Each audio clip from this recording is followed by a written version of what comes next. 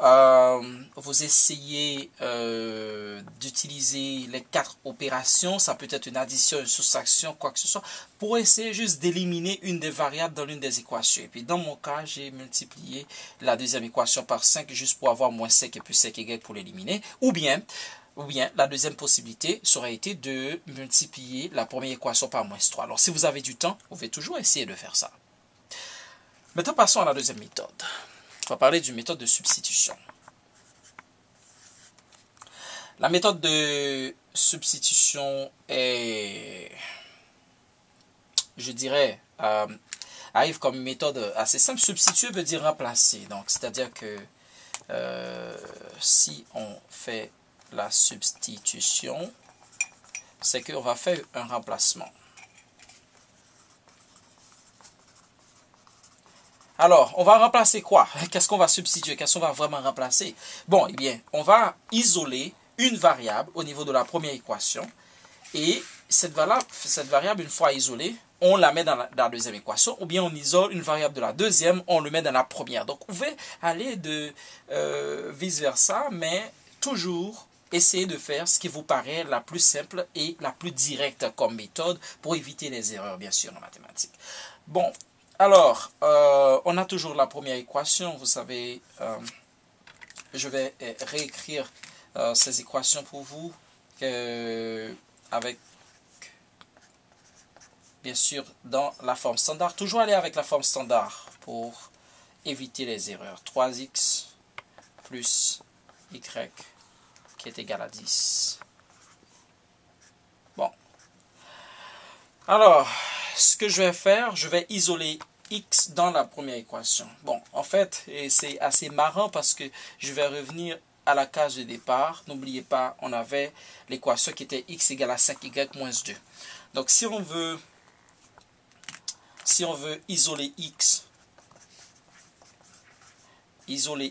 dans 1, on va carrément éliminer le 5y des deux côtés. On va ajouter 5y pour éliminer cette partie-là parce que vous voyez un moins, donc je vais additionner des deux côtés. Une équation, n'oubliez pas, c'est comme vous balancez quelque chose. Il doit y avoir toujours un équilibre. Donc, un bon mot pour l'équation, c'est équilibrer quelque chose. Alors, on va utiliser cette méthode-là pour le faire. Donc, x moins 5y égale à moins 2. Donc, pour le faire, je vais rapidement ajouter 5y des deux côtés. Donc, on a l'équation x qui est égale à 5y moins 2.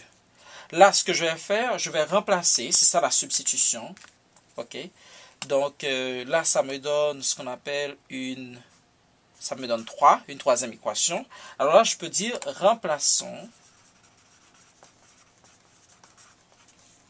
x dans 2. Il faut faire très attention, très attention, toujours remplacer la variable dans l'autre équation. Donc, si vous avez isolé x dans 1, vous la mettez dans 2. Si vous l'avez isolé dans 2, vous la mettez dans 1. Il faut faire très attention à ça, s'il vous plaît. Alors, je vais le mettre dans 1. Alors, je vais avoir 3, facteur de x qui est 5y maintenant moins 2, qui est 5y moins 2 plus, c'est toujours la même équation, mais je remplace x par sa valeur, je connais la valeur de x en fonction de y. Y est égal à 10.